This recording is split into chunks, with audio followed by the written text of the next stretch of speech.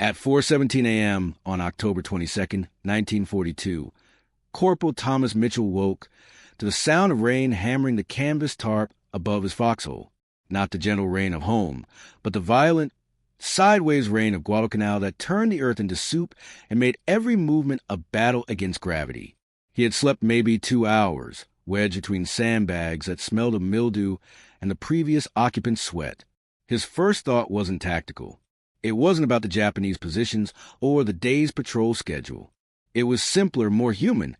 His feet were rotting. The jungle rot had started 3 weeks ago as a minor irritation between his toes. Now it was spreading, turning the skin white and soft, peeling away in sheets. Every step was a small agony. He pulled on his boots anyway, because the alternative was staying in the foxhole, and staying still on Guadalcanal meant dying slowly instead of quickly. Mitchell's second thought was about breakfast. There wasn't any. The supply ship that was supposed to arrive on the 19th had been diverted to Tulagi after a Japanese submarine contact. The Marines were on half rations, which meant akin to Spam split between 3 men and whatever you could scrounge from a jungle. Mitchell had tried eating a palm heart 2 days ago. It had given him diarrhea that lasted 14 hours. He learned his lesson. By 5:30 a.m., the rain had stopped, leaving behind humidity so thick you could see it, a gray mist that clung to everything and made breathing feel like inhaling warm soup. Mitchell crawled out his foxhole and joined the others at the mortar pit where Sergeant Kowalski was conducting the morning briefing. Kowalski was a Chicago guy, tough as nails, with a face that looked like it had been carved from granite by an angry sculptor. He had been on the island since August 7th, the first day of the invasion, and had the 1,000-yard stare to prove it. Kowalski told them that another sniper had been killed yesterday. Private Chun, a kid from San Francisco who had been in country for 3 weeks. He had been shot through the neck while trying to set up in a secondary position near the airfield. The Japanese sniper had been waiting for him, hidden in the canopy 240 yards out. Chun had never seen him coming. He bled out in 7 minutes while his spotter tried desperately to find the shooter. They never located him. That made 6 Marine snipers killed in the last 2 weeks. 6 trained marksmen, 6 rifles, 6 scopes, all rendered useless by an enemy they couldn't see, and equipment that failed when they needed it most. The problem wasn't skill. The Marines were excellent shots. The problem was the glass. Mitchell was assigned to the sniper section not because he volunteered, but because someone noticed he had scored expert marksmen at boot camp, and they needed bodies to fill the gaps left by the dead. He received exactly 4 hours of sniper training, which consisted of Sergeant Kowalski handing him a Springfield M1903A4 rifle with an Unertl X-scope and telling him, "Don't get killed like the others." The Unertl scope was a beautiful piece of equipment. It weighed 2 pounds, had been machined to tolerances measured in thousandths of an inch, and cost more than Mitchell's father made in 3 months working at the steel mill in Pittsburgh. It was designed by John Unertl, a German immigrant and master optician who built target scopes for competitive shooters at Camp Perry, where the weather was predictable and the targets didn't shoot back. The problem was that the Unertl was designed for America, not the equatorial jungle. Mitchell learned this the hard way on his first patrol on October 18th. He had been positioned in a palm tree, 20 feet up, overlooking a Japanese supply trail. Intelligence reported that a resupply column would pass through at dusk, carrying ammunition and food to enemy positions on the ridge.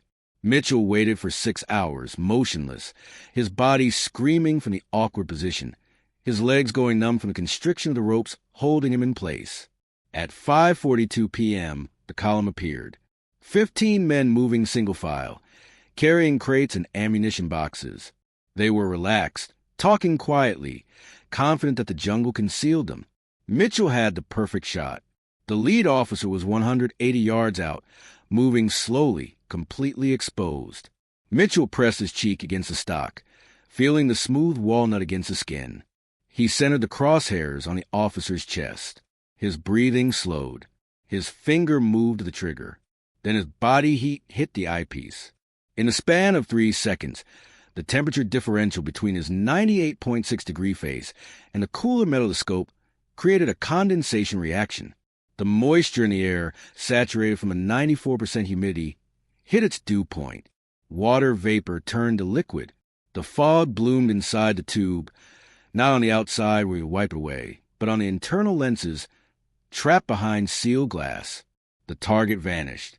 Mitchell blinked, confused, thinking maybe his eye had watered. He pulled back, wiped the eyepiece with his thumb, and looked again. The fog was worse now, a complete gray wall. He could see nothing beyond 20 feet. The Japanese column walked past, untouched, disappearing into jungle, while Mitchell sat in his tree with an $8,000 scope that had become a useless tube of fog glass. He climbed down after dark, his legs shaking from 6 hours of immobility and the adrenaline crash of a failed mission. Sergeant Kowalski met him at the perimeter wire and asked for a kill count. Mitchell told him 0. Kowalski asked why. Mitchell explained the fogging. Kowalski responded by pulling out the field manual and reading aloud the section on proper breathing technique and lens maintenance. The manual stated that fogging was caused by operator error, specifically by exhaling onto the eyepiece or failing to keep the lenses clean. Mitchell didn't argue. He had learned in the Marine Corps that arguing with sergeants was a waste of breath, but he knew the truth. The fogging had nothing to do with his breathing or maintenance. It was physics.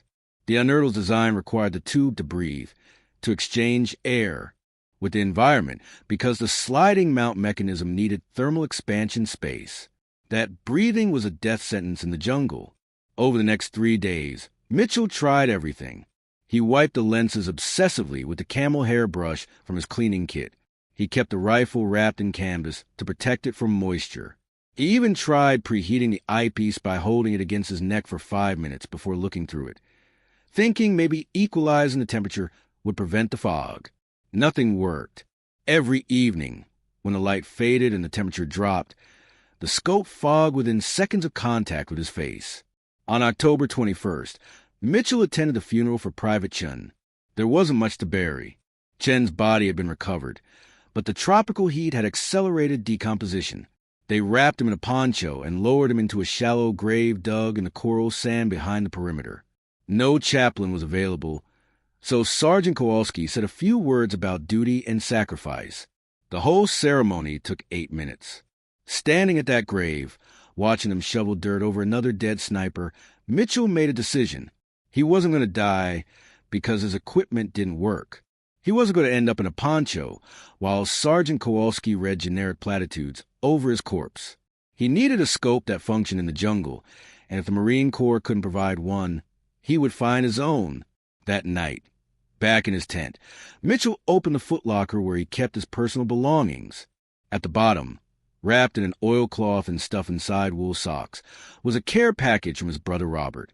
Inside was a hunting scope, a Weaver Model 329, purchased from a Montgomery Ward catalog for $27.50.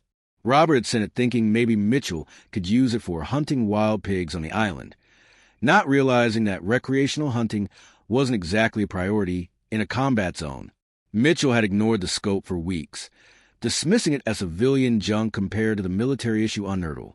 But now, holding it up to the lamplight, he saw it differently. The Weaver was small, almost comically so compared to the Unertal. It was only 6.8 inches long, weighed 9 ounces, and had a 2.75x magnification with a 19 millimeters objective lens. It looked like something a kid would use for shooting squirrels. But it had one feature that made it infinitely more valuable than the Unertal. The tube was welded shut. The Weaver was sealed at the factory and filled with dry nitrogen gas. There were no breathing holes, no sliding mounts, no way for moisture to enter. It was designed for deer hunters in Michigan who sat in frozen tree stands at dawn, where any unsealed optic would fog instantly from body heat. The Weaver's seal kept the moisture out. Mitchell brought the scope to his eye and scanned his tent. The magnification was weak, barely more than iron sights, but the image was startlingly bright. The simple 2-lens design transmitted almost all available light, like looking through a wide-open window instead of the Unertal's tinted glass. In low light, brightness mattered more than magnification. A clear 2.75x view was infinitely better than a fog 8x view. The problem was mounting it. The Weaver was designed for civilian hunting rifles with pre-drilled receivers. The Marine Corps Springfield had no mounting holes, and drilling into a government weapon would be court-martial territory. Mitchell needed a bridge mount, a way to clamp the scope over the receiver, without permanently modifying the rifle. He spent the next day observing, watching, learning. He noticed that the machine gunners had improvised bipods by welding scrap metal to their weapons. The mortar crews had modified their base plates with reinforcing bars scavenged from destroyed bunkers. Improvisation wasn't just accepted in the field, it was expected. The question was whether he could get away with it on a precision weapon. At 11 p.m., Mitchell walked to the motor pool. The motor pool was a graveyard of mechanical failures. Destroyed Jeeps with blown engines, half-track with shattered axles, trucks with ruined transmissions. Everything was cannibalized for parts because resupply was sporadic at best. In the wreckage of a GMC cargo truck, Mitchell found what he needed: a leaf spring from the rear suspension. Leaf springs are made from high-carbon spring steel, heat-treated to withstand enormous compression forces. The steel is harder than rifle receiver steel, harder than almost anything in the motor pool except cutting tools. Mitchell cut a 7-inch section using a hacksaw blade he borrowed from the maintenance tent. The steel resisted, throwing sparks, eating through the blade's teeth. It took 52 minutes to make the cut. Back at his tent, Mitchell clamped the curved spring section in a bench vise and heated it with a propane torch. The steel glowed orange in the darkness, radiating heat that made his face feel sunburned even from 3 feet away. He hammered it flat on a makeshift anvil, a piece of railroad track he had found near the airfield. Each hammer blow destroyed the spring's temper, the heat treatment that gave it strength, but created the flat bar he needed. The next problem was drilling mounting holes. Hardened steel doesn't drill easily. Mitchell had to anneal the metal, softening it by heating it and letting it cool slowly. He buried the bar in sand and waited 2 hours, occasionally checking the temperature with a wet finger that sizzled on contact. When he finally retrieved it, the steel was soft enough to drill, but had lost its structural hardness. Using a hand drill and a series of progressively larger bits, Mitchell drilled 4 holes in the bar, 2 for the mounting screws that would clamp to the rifle's receiver, and 2 for the scope rings. The drilling took another hour because a hand drill kept slipping, creating oblong holes that would have made any machinist weep. But Mitchell wasn't building a showpiece. He was building a tool that needed to work once, in the dark, when his life depended on it. For the scope rings, Mitchell improvised. He didn't have proper rings, so he fabricated them from copper tubing scavenged from a damaged radiator. He cut 2 half-inch sections, split them lengthwise, and hammered them into semicircles that cradled the scope tube. They were crude, asymmetrical, and held together with machine screws wrapped in canvas to prevent metal-on-metal contact that could scratch the scope's finish. The final assembly happened at 4:30 a.m. on October 23rd. Mitchell mounted the leaf spring bridge over the Springfield's receiver using the existing unearthed screw holes. The bar clamped tight, held by 4 screws that he sealed with melted candle wax to prevent moisture intrusion. The copper rings held the weaver scope centered above the bore, offset slightly to the right to clear the bolt handle. It was ugly. The leaf spring was pitted with rust spots where the heat had burned off the protective coating. The copper rings were dented and discolored. The whole assembly looked like something a child would build in a garage with stolen tools. But when Mitchell shouldered the rifle and looked through the weaver, the image was sharp. He cycled the bolt, chambering a dummy round. The scope held steady. He dry-fired at a coconut tree 150 yards away. The crosshairs settled perfectly on a knot in the bark. At 6 a.m., Sergeant Kowalski found him cleaning the rifle behind the ammunition bunker. Kowalski stared at the monstrosity in Mitchell's hands. The rusted leaf spring, the copper rings, the tiny civilian scope perched atop a military rifle. His face went through several expressions in rapid succession: confusion, disbelief, anger, and finally something that might have been reluctant admiration. Kowalski asked what the hell Mitchell had done.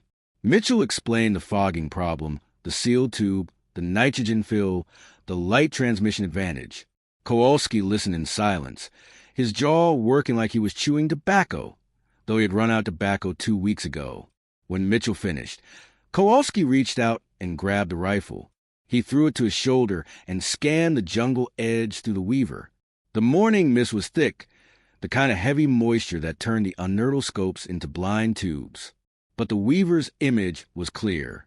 Kowalski could see individual leaves on the trees, the texture of bark, even a land crab moving through the undergrowth 80 yards away. He lowered the rifle and looked at Mitchell with an expression that was hard to read. Kowalski told Mitchell that the mount was illegal, that modifying government property was a court-martial offense, and that the crude fabrication would probably fail the first time he fired a live round.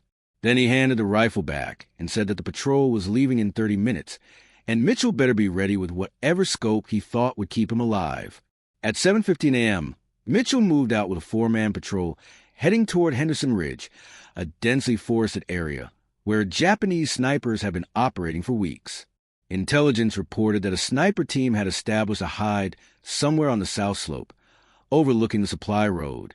They had killed 2 truck drivers and wounded 4 others in the past 3 days, always firing at dusk when visibility was poor. Mitchell carried the Springfield with the improvised mount. The leaf spring had already developed new rust spots from the morning humidity. The copper rings left green oxidation marks on his hands. The rifle looked like a piece of junk, and Mitchell knew that if he missed his shot, Kowalski would have him digging latrines for the rest of the campaign. The patrol reached the observation point at 2:30 p.m., a collapsed palm tree overlooking Supply Road. Mitchell set up behind the trunk, using the root ball as cover. The sun was brutal, 91 degrees with humidity that made the air feel solid. Mitchell's uniform was soaked through with sweat within minutes.